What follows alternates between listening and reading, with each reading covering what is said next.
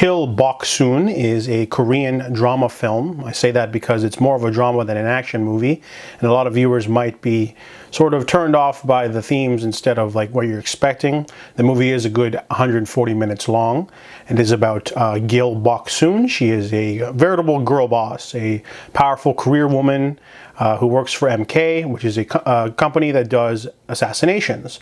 And she's worked her way up since she was a teenager. Easily one of the top killers, and she's grade A.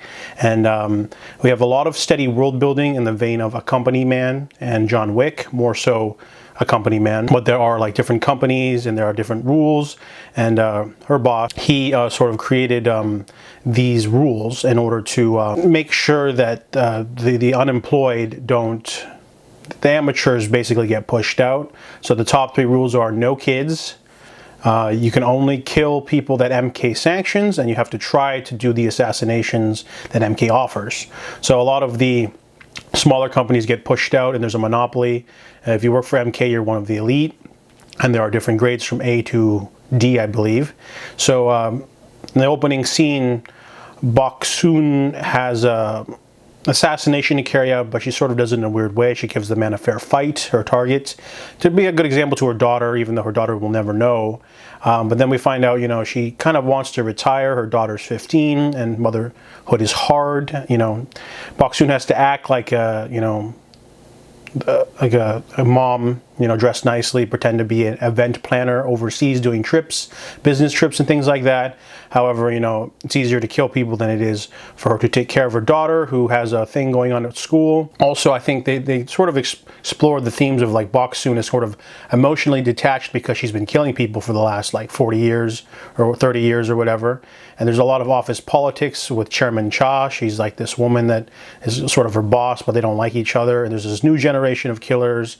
There's a lot of subplots going on in this movie. There's Boksoon, and then there's also her daughter. There's also the chairman who's trying to like do something. There's another man who's trying to like snipe his way in. The movie feels overstuffed, a little unfocused sometimes because there's just too much going on. Also, I noticed that, you know, even though the camera work and the fight choreography is pretty decent, sometimes the movie tries to hide it by having like an artsy thing, such as having a fight scene take place on the other side of a train. So you're like seeing it as if, you know, to cover for the, you know, the actors, they're not martial artists, so you have to sort of cover for that a little bit. There's only so much they can do physically, but there's a really great fight sequence later in the movie, and there's only about 3 action sequences, not even.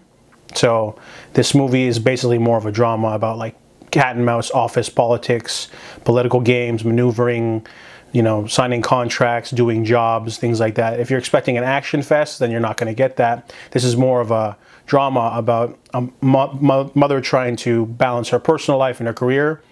And it's really interesting because it's definitely fresh new ground, because it's something we haven't seen before.